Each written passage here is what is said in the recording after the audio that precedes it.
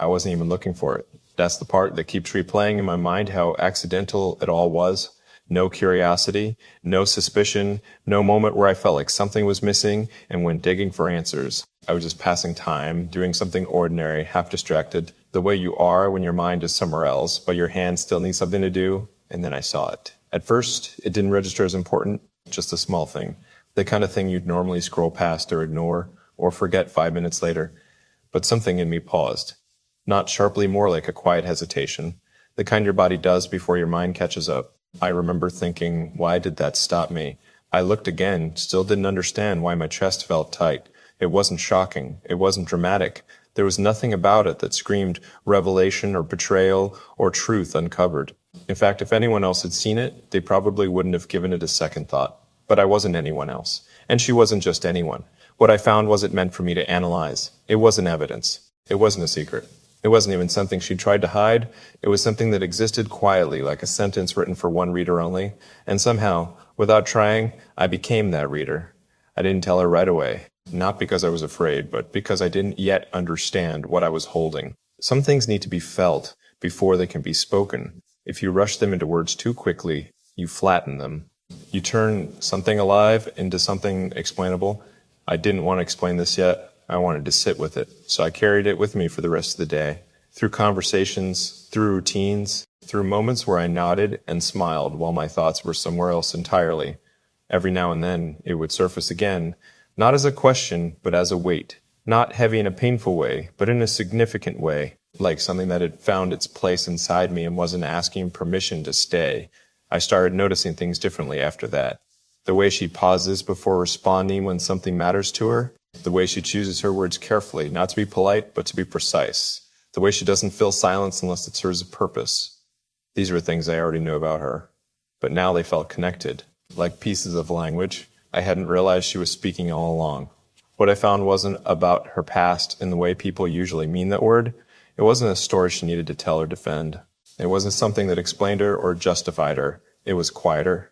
It was about how she thinks, how she holds things, how she understands love in a way that doesn't translate easily unless you've lived inside the same questions. I realized then why it hit me so deeply. Because it wasn't something most people would recognize as important.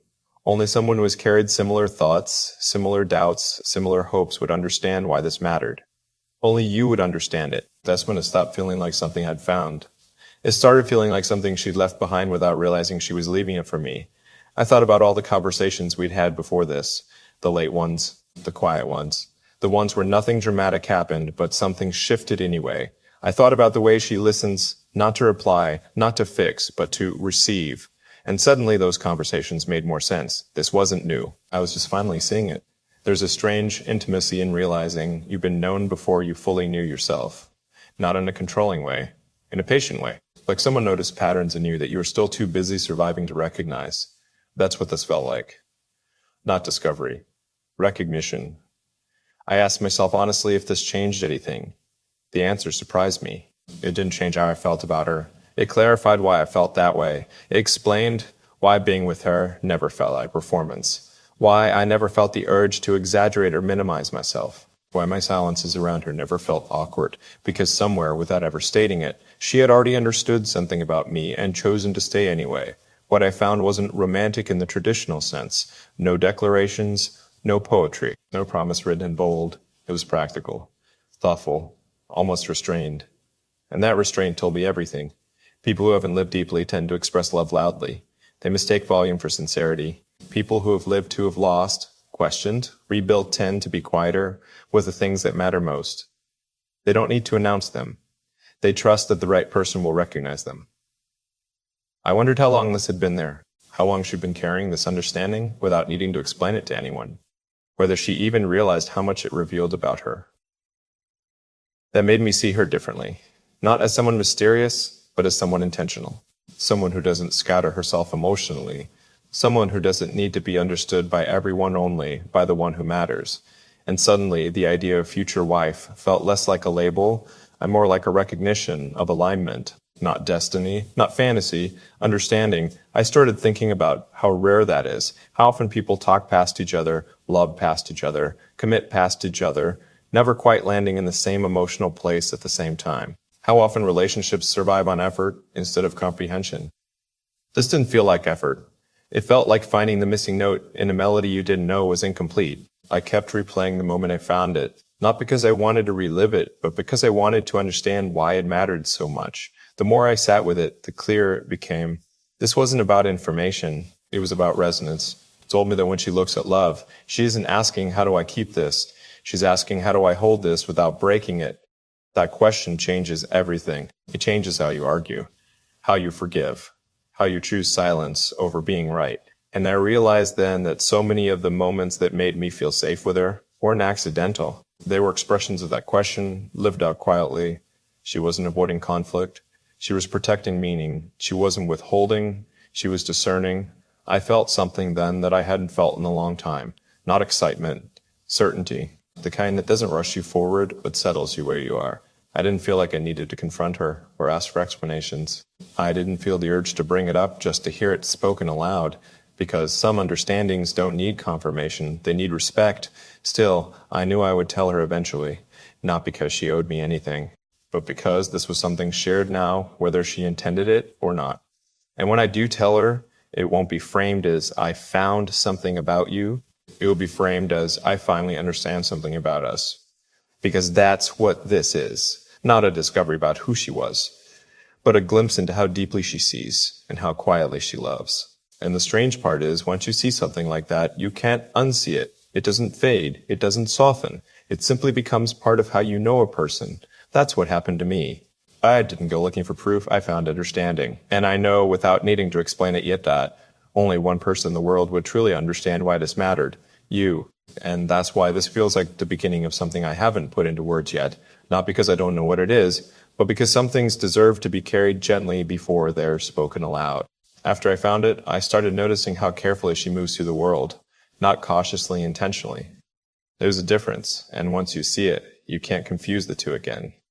Cautious people avoid, they protect themselves by shrinking their steps, by refusing to lean into anything that might leave a mark. Intentional people move forward knowing there will be marks and choosing where they're willing to carry them. She is intentional. That realization didn't come all at once. It came in fragments, the way truth usually does, in small moments that felt insignificant on their own, but impossible to ignore when placed together. The way she doesn't rush to be understood. The way she lets misunderstandings exist until clarity arrives naturally. The way she doesn't explain herself twice to people who aren't really listening. Before, I thought that was emotional maturity. Now I see it's something deeper. It's discernment. I started replaying past conversations with this new understanding, and suddenly they felt different, not rewritten, just clearer. Like I'd been hearing the words but missing the frequency underneath them. There were times when I'd spoken about fear not loudly, not dramatically, but honestly. Fear of repeating old mistakes, fear of losing myself inside something permanent, fear of loving deeply and realizing too late that I misunderstood what I was building. I never tried to soothe those fears away. That used to confuse me. I'd expected reassurance or encouragement or some gentle promise that everything would be okay. That's how love usually responds to fear, by trying to cancel it. She didn't cancel mine. She listened to it, and then she adjusted how she showed up, not what she said. That's the part I understand now. What I found wasn't a secret she was keeping from me. It was a principle she was living by. She doesn't treat love as something to be defended with words. She treats it as something to be proven with consistency. I started noticing how she handles moments that most people rush through. The in-between spaces, the pauses. The awkward seconds after something vulnerable is shared, when most people scramble to say the right thing. She doesn't scramble. She lets silence do its work. That silence isn't empty. It's full of respect. Because silence, when chosen intentionally, says, I trust this moment enough not to rush it. That kind of trust is rare. It requires confidence, not arrogance, not control, but quiet confidence in your own emotional footing. I realized how much of my past understanding of love had been shaped by urgency, the need to respond quickly, to reassure immediately, to stabilize the moment before it drifted into discomfort. She doesn't stabilize prematurely. She lets things settle. And that settling creates something stronger than reassurance ever could. I thought about the thing I found again, not the object or the detail itself, but the feeling it carried, the way it wasn't trying to impress or convince, the way it assumed the right person would understand without needing it spelled out. That assumption told me everything. She doesn't build her life around being chosen. She builds it around choosing well. That changes how you love. Because when you're not desperate to be chosen, you don't contort yourself into something more palatable. You don't overgive. You don't bargain. You don't confuse intensity with intimacy. You become selective, not cold. Selective. And being loved by someone selective feels different.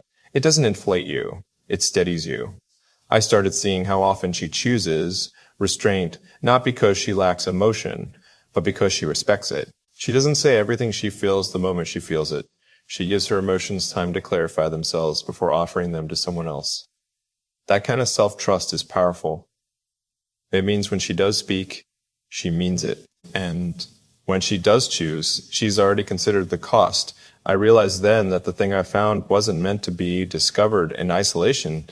It was a key to understanding why being with her feels different from anything I've known before. With her, I don't feel like I'm auditioning for permanence. I feel like I'm being evaluated for alignment, not judged, aligned. And alignment doesn't care about performance. It cares about direction. Are you moving toward the same values? Are you willing to carry similar weight? Do you understand the difference between intensity and intention? Those are the questions she lives by. I notice how she reacts when something doesn't sit right with her. There's no dramatization, no silent resentment, no testing to see if I'll notice on my own. She names it calmly, clearly, without accusation. That clarity used to catch me off guard. I wasn't used to love that didn't come wrapped in emotional fog, but now I see it as an extension of the same principle. She doesn't weaponize ambiguity. She doesn't hide behind complexity. She values understanding over leverage. That's why what I found felt so personal, because it told me she sees love as something fragile enough to deserve care, but strong enough not to need manipulation. I started asking myself a question I hadn't asked before. Am I capable of loving someone like this without trying to simplify them? Because being with her means giving up certain comforts. The comfort of drama, the comfort of emotional shortcuts, the comfort of believing that big feelings automatically equal deep connection.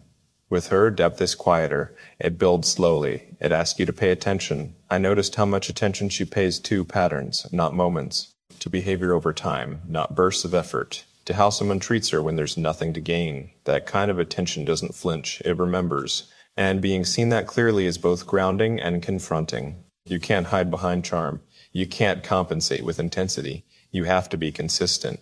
I realize that loving her isn't about rising to an ideal.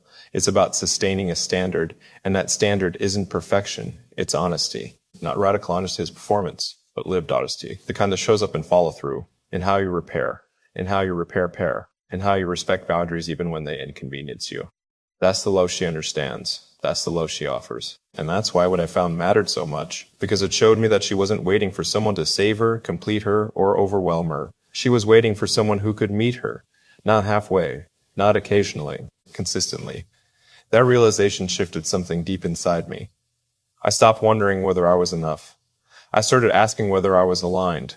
Enoughness is subjective. Alignment is intentional. I thought about the future not in terms of outcomes, but in terms of daily choices. How disagreements would be handled, how silence would be respected, how trust would be built not through promises, but through predictability. Predictability isn't boring when it's grounded in care. It's stabilizing. I realized that the thing I found didn't change my feelings.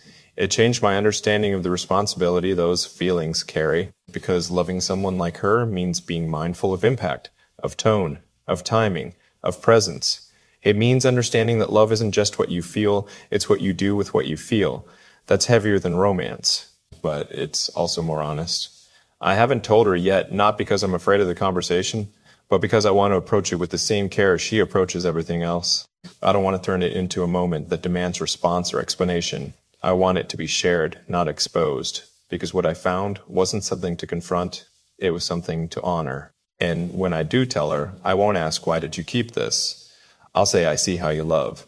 Because that's what this is. Not a revelation about her past, not a clue about her intentions, a glimpse into the quiet architecture of her heart.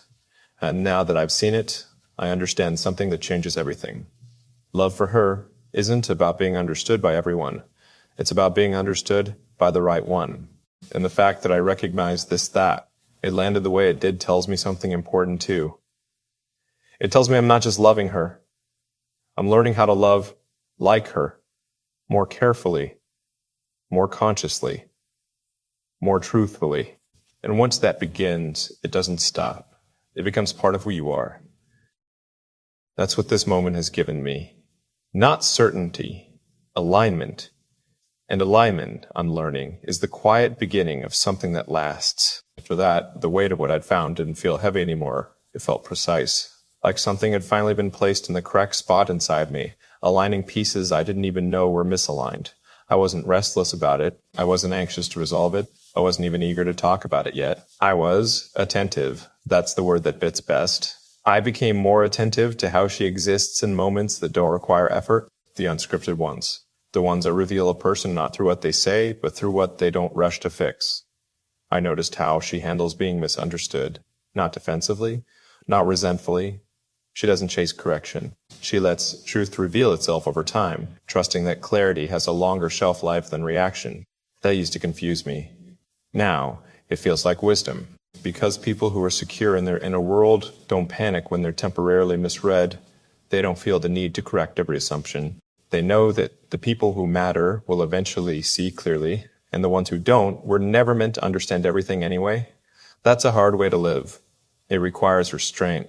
And restraint, I'm learning, is one of the most misunderstood expressions of love. We mistake restraint for distance, for emotional withholding, but what she practices isn't withholding. It's discernment. She doesn't pour herself everywhere. She places herself where meaning can be held.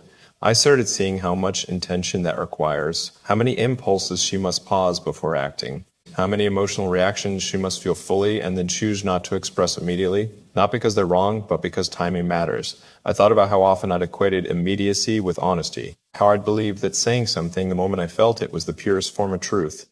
Now I see how incomplete that belief was. Immediate emotion isn't always honest. Sometimes it's just unprocessed.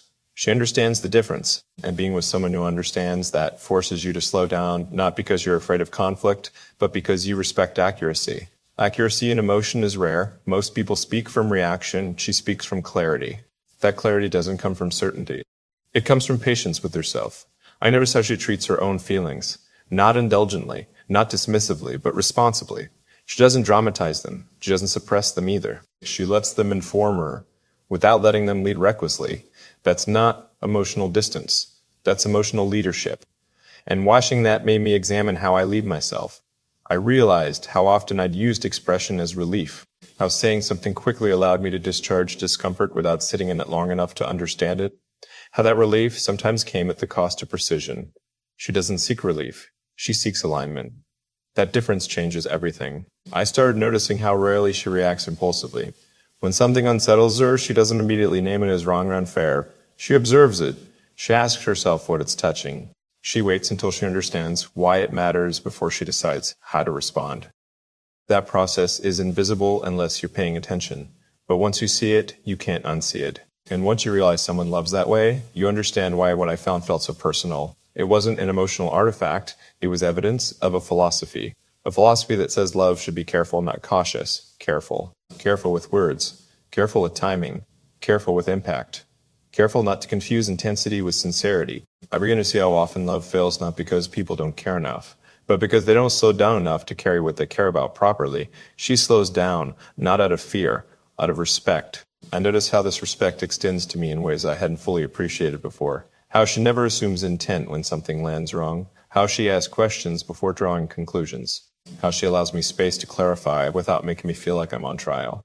That kind of generosity isn't accidental. It's cultivated. It comes from someone who has learned likely through pain that misunderstanding can damage things that were never meant to break. And instead of hardening, she refined. That matters. Because refinement is not the same as withdrawal. She didn't close herself off. She learned how to stay open without being careless. That balance is rare. And being loved by someone who has achieved it requires something of you. It requires accountability. You can't hide behind ambiguity. You can't rely on emotional fog to soften your impact. You can't say one thing and do another without it being noticed. She notices. Quietly. Consistently. Without accusation. And that kind of awareness makes you want to be better, not out of fear, but out of respect. I realized how different this felt from relationships where improvement was driven by anxiety, where you changed because you were afraid of losing someone, where love felt like a test you were constantly preparing for. With her, improvement feels collaborative, like growth is something you step into because the environment supports it, not because it demands it. The environment didn't come from grand declarations. It came from small, repeated choices, from how she listens when I'm unsure, from how she doesn't rush me towards certainty, from how she trusts my process without abandoning her own standards. She doesn't sacrifice herself for harmony. She doesn't sacrifice harmony for expression. She holds both. And that's when it hit me fully. What I found wasn't about love as an emotion. It was about love as a responsibility. Not responsibility in a heavy sense, responsibility in the sense of care, of stewardship. She sees love as something you are entrusted with, not something you consume. And being entrusted with love changes how you treat it. You don't grab it, you don't flaunt it, you don't expose it unnecessarily, you protect it quietly. I started understanding why she doesn't speak about certain things publicly, why she doesn't narrate intimacy, why she doesn't narrate intimacy, why she doesn't need validation for depth that already exists. She knows what she's holding, and she knows that everything needs to be named to be real. That understanding softened something in me. I stopped feeling the urge to define everything between us, to label moments, to extract meaning prematurely. I let things unfold without interrogation. I trusted the process more because I trusted her. And trusting her meant trusting that what we were building didn't need to be rushed into language to be legitimate. That's a hard trust to learn. Most of us are taught to secure love through clarity as quickly as possible, to lock it down, to define it, to make it public so it feels real. She does the opposite. She lets love become real through consistency, throughout survives ordinary days, throughout handles misalignment, throughout repairs without spectacle. That approach isn't flashy, it doesn't trend, but it lasts. I realized then that the thing I found didn't just tell me who she is, it asked me who I'm willing to become, because loving someone like her means learning restraint without repression, clarity without cruelty, honesty without urgency. It means understanding that not everything you feel needs to be expressed immediately, but everything that matters needs to be handled with care. That's a higher standard than passion, and it's a higher standard than compatibility. It's integrity. I haven't told her yet, not because I'm holding back, but because I want to meet her where she lives. Quietly, intentionally, without turning this into a moment that demands response. When I do speak, it won't be to ask for explanation. It will be to acknowledge recognition, to say without pressure or performance, I see how you love. Because that's what this has given me. Sight, not of something hidden, but of something carefully held. And now that I see it, I understand why it resonated so deeply. Because it speaks the same language I've been slowly learning to speak myself. A language that values depth over display, care over chaos, understanding over urgency. That's the language she lives in. And somehow, without trying to, she taught me how to understand it. That's not something you stumble upon often. That's something you grow into, together. After that realization settled, I stopped feeling the urge to figure things out. That urge had driven so much of my earlier life, this constant need to define, to label, to make sense of things quickly so I could feel secure. If I knew what something was, I thought I could control how it affected me. If I understood it fully, I believed I could protect myself from disappointment. With her, that instinct softened. Not because uncertainty disappeared, but because it stopped feeling dangerous. I noticed how rarely she pushes for conclusions, how she allows things to breathe without turning openness into ambiguity. She doesn't delay decisions out of fear, but she doesn't rush them to soothe anxiety either. She respects timing. And timing, I'm learning, is one of the most underrated expressions of love. We live in a world that equates immediacy with sincerity. Say it now, prove it now, clarify it now. Anything delayed is treated as suspect. She doesn't love like that. She loves like someone who understands that some things become truer when they're allowed to unfold. I started noticing how she speaks about commitment, not as a promise that eliminates uncertainty, but as a willingness to stay present with it. She doesn't talk about forever like it's a destination. She talked about it like a practice. That perspective changed how I relate to the idea of a future together. Before, the future felt like something to secure to plan tightly enough that nothing could go wrong. Now, it feels like something to participate in attentively, something that requires responsiveness more than control. I begin to see how much she trusts process, not blindly, intelligently. She doesn't assume things will work out just because she hopes they will. She builds conditions that make working out more likely, through honesty, through boundaries, through consistency. That's not romantic in the way movies portray romance, but it's deeply loving. I realized how often I'd been drawn to people who love through intensity, rather than intention, who said big things quickly, who confused emotional exposure with emotional safety, who escalated closeness without building trust underneath it. With her, closeness grew horizontally before it grew vertically. Wide foundation first, then depth. That's why it feels stable. I started noticing how she handles disappointment, hers and mine. She doesn't collapse into it. She doesn't harden against it. She acknowledges it, learns from it, and integrates it without letting it define her. That ability doesn't come from optimism. It comes from resilience. And resilience, when paired with openness, creates something rare. Hope without illusion. Being with her made me reconsider what I thought strength looked like. I used to think strength was emotional endurance, the ability to withstand pain, to keep going, to push through. I admired toughness. I admired people who could absorb impact without showing cracks. She showed me a different strength. The strength to pause. The strength to choose clarity over comfort. The strength to remain kind without being porous. She doesn't absorb everything. She filters. And filtering doesn't make her cold. It makes her sustainable. That sustainability extended into how she loves me. She doesn't try to fix me. She doesn't try to manage my feelings. She doesn't confuse support with sacrifice. She stands beside me without disappearing into me. That kind of love doesn't feel consuming. It feels grounding. I noticed how often I used to equate closeness with fusion, the idea that love meant merging lives, identities, emotions, until boundaries blurred. That belief had always left me feeling slightly lost, even in connection. With her, boundaries didn't create distance. They created clarity. I knew where she ended and where I began, and that made choosing each other feel intentional rather than reactive. I didn't feel trapped. I felt anchored. I started reflecting on how much of my earlier understanding of love had been shaped by fear of loss, how often I'd measured commitment by how much someone was willing to give up, how much they'd sacrifice, how much discomfort they'd tolerate. She doesn't romanticize sacrifice. She respects mutual care. She believes love should add stability, not erode it.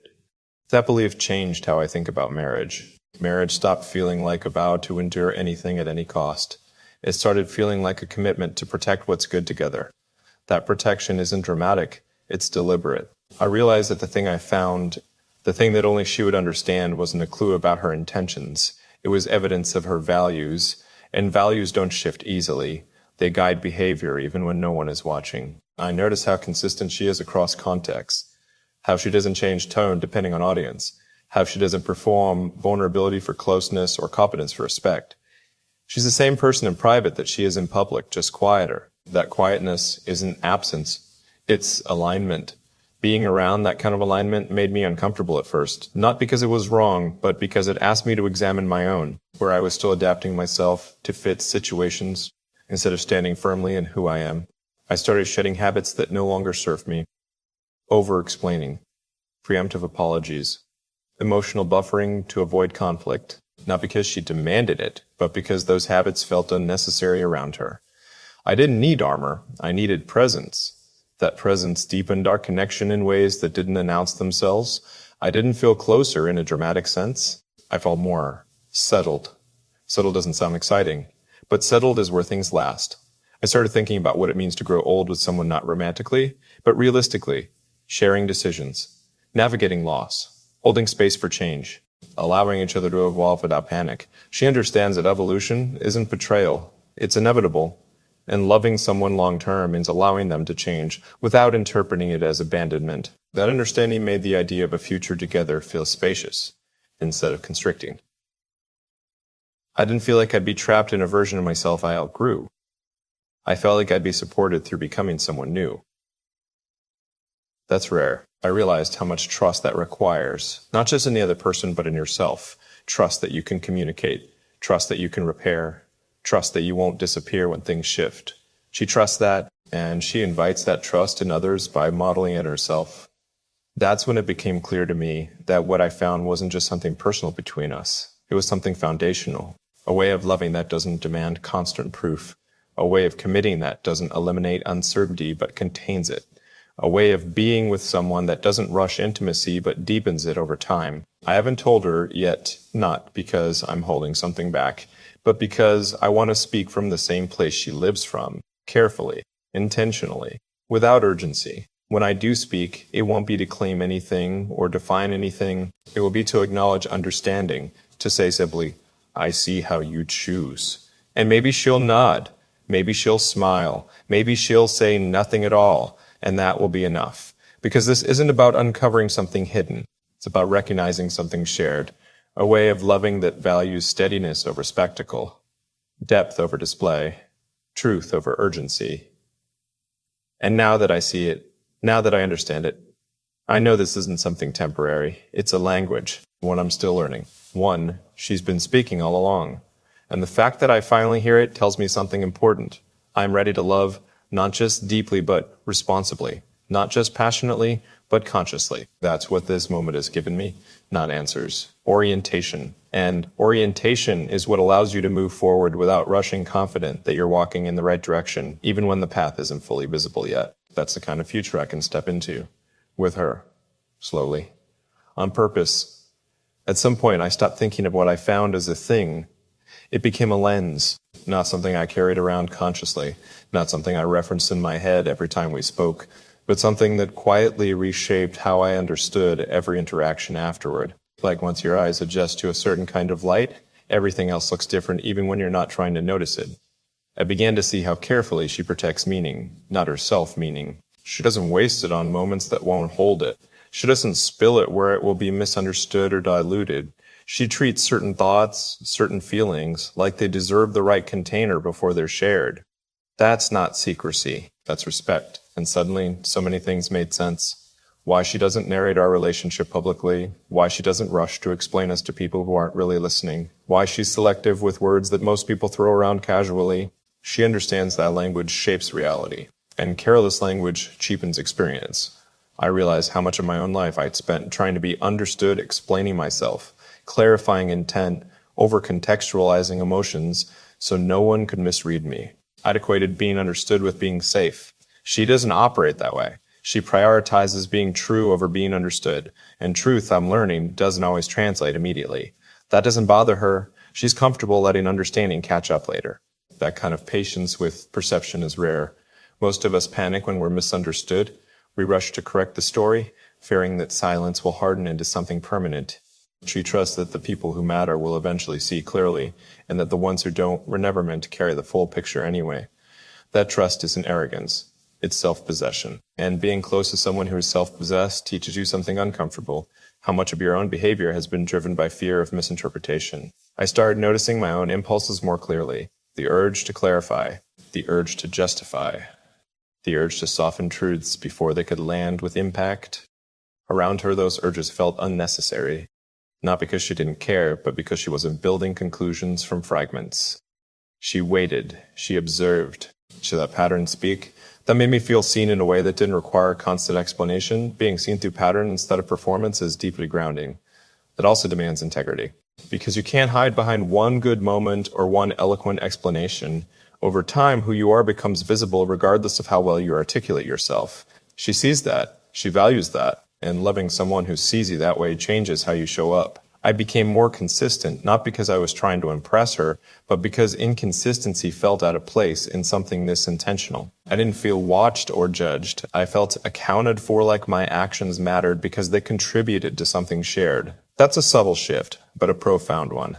It's the difference between behaving well and behaving responsibly. I noticed how often she chooses restraint, even when she could choose expression. How she lets emotions mature before offering them to the relationship. How she doesn't outsource her processing to the moment. That maturity doesn't come from emotional distance. It comes from emotional intimacy with herself. She knows what she feels before she asks someone else to hold it. That's why what she offers feels steady. And that steadiness invites trust without demanding it. I realized that what I found wasn't just something about her. It was something from her. An unspoken offering of how she understands love, commitment, and responsibility. A quiet statement that says, I don't love recklessly. I love with awareness. That awareness extends to how she handles power in relationships. She doesn't use vulnerability to gain leverage. She doesn't withhold to create pursuit. She doesn't escalate emotion to force closeness. She doesn't manipulate. She invites. And invitation feels different from pressure. Invitation gives you space to step forward freely or not at all. Being loved that way removes the urgency to perform. I didn't feel like I had to prove I was worthy of her depth. I felt like I had to decide whether I was willing to meet it. That's a very different question. Worthiness is abstract. Meeting someone requires action, consistency, attention, care. I began to understand why the thing I found resonated so deeply. It aligned with a part of me that had been growing quietly, without language. A part of me that was tired of noise, tired of spectacle, tired of love that burns hot and disappears just as quickly. I didn't want fireworks anymore. I wanted foundation. And she lives like someone who builds foundations, even when no one is watching. That realization changed how I relate to time. I stopped rushing emotional milestones. I stopped treating closeness like something that needed to be accelerated to feel legitimate. I allowed intimacy to unfold at its own pace, trusting that depth accumulates when it's not forced. With her, nothing feels delayed. It feels deliberate. There's a calm confidence in that deliberateness that seeps into you. You stop checking where you are. You stop asking whether things are on track. You start inhabiting the moment you're actually in. That presence is intoxicating in a quiet way, not addictive, sustaining. I started thinking about what it would mean to build a life with someone like her, not in terms of romance, but in terms of daily practice. How decisions would be made, how conflict would be handled, how silence would be respected instead of feared. I imagined hard seasons, loss, exhaustion, disappointment, and noticed something surprising. I wasn't afraid. Not because I believed those things wouldn't happen, but because I trusted how she would meet them. Without dramatization, without avoidance, without erasing herself or asking me to erase myself either. She doesn't disappear under pressure. She clarifies. That's the kind of partner you don't just fall in love with. That's the kind of partner you choose. Over and over. I realized that what I found didn't create certainty. It created orientation. It pointed me toward a way of loving that aligns with who I want to be. Not just who I feel like in good moments, but who I am willing to be consistently. That's a heavier choice than romance. But it's also more freeing, because it doesn't rely on mood. It relies on values. And values don't fluctuate the way emotions do. They guide you when emotions are unclear. I haven't told her yet, and maybe I won't tell her in the way you might expect. Maybe it won't be a conversation. Maybe it will be lived. Through how I pause before speaking, through how I protect what's between us, through how I choose timing over urgency, through how I resist the temptation to expose intimacy for validation. She would understand that, because that's the language she speaks. I think that's why the title feels true to me, in a way I can't explain fully yet. What I found isn't something most people would notice. It doesn't look like a revelation from the outside, but to someone who understands how love can be held carefully, how meaning can be preserved rather than displayed, it says everything. Only you would understand it. Only someone who has learned that love isn't about intensity, but about stewardship, about not mishandling what matters, about choosing depth over display, even when display would be easier. I don't feel the need to rush this into words. Some truths don't need to be announced to be honored. They need to be lived with precision. And now that I've seen this, now that I understand it, I feel something settle inside me. Not excitement. Readiness. Readiness to love with care. Readiness to move slowly without hesitation. Readiness to protect what's being built instead of proving it exists. That's what I found. Not a secret. Not a sign. An understanding. One that reshaped how I see her, how I see love, and how I see the kind of future that's worth choosing. Not loudly, not impulsively, but intentionally. Together. I think the reason this mattered so much is because it didn't arrive as an answer. It arrived as a responsibility. Once you see love the way she sees it, once you recognize how carefully it can be held, you don't get to go back to being careless. You don't get to pretend that intensity is enough, or that saying the right things at the right moments replaces the work of being consistent when no one is watching. That realization stayed with me quietly. It didn't rush me forward. It didn't demand a decision. It simply asked me to be more precise with how I move through this connection.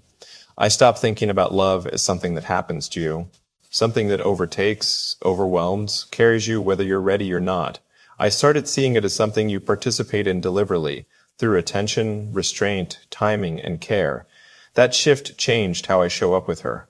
I listen differently now, not to respond, not to reassure myself, to understand what matters beneath the words. I choose my moments more carefully. I don't reach for expression just to feel close. I let closeness build where it naturally wants to form. I stopped confusing access with intimacy. And the strange part is that restraint hasn't created distance. It's created depth. I feel closer to her not because we share everything, but because what we share is chosen. Because nothing between us feels careless or rushed or exposed for the sake of reassurance. That kind of closeness feels adult. It feels earned. I realize that love, when practiced this way, doesn't need to be announced or defended. It doesn't need to be validated by anyone outside it. It becomes its own quiet proof. And that's when I understood why this felt like something only she would understand. Because she lives this way. She doesn't rush meaning into language. She doesn't mistake visibility for honesty. She doesn't believe that love has to be loud to be real. She believes it has to be handled well. That belief now shapes how I think about the future, not as something to secure, but as something to care for. I don't feel the urge to rush toward conclusions or declarations. I feel the responsibility to be consistent enough that whatever we build can rest on something solid. That doesn't feel like hesitation. It feels like respect. I don't need certainty to move forward anymore. I need alignment. And alignment shows itself quietly through how we repair, how we pause, how we choose patience over reaction, through how we protect what's shared instead of exposing it for comfort. I used to think love was proven by how much you're willing to risk emotionally. Now I think it's proven by how carefully you handle what you're given.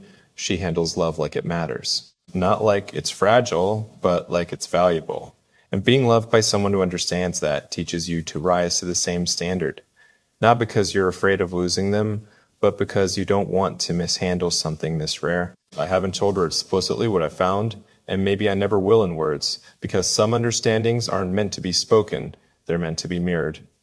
I can show her that I understand by how I move, by how I don't rush her, by how I don't demand clarity before it's ready, by how I protect what we're building from unnecessary noise. She would recognize that immediately, because it's her language. And learning someone's language, not the one they speak, but the one they live is one of the deepest forms of intimacy there is.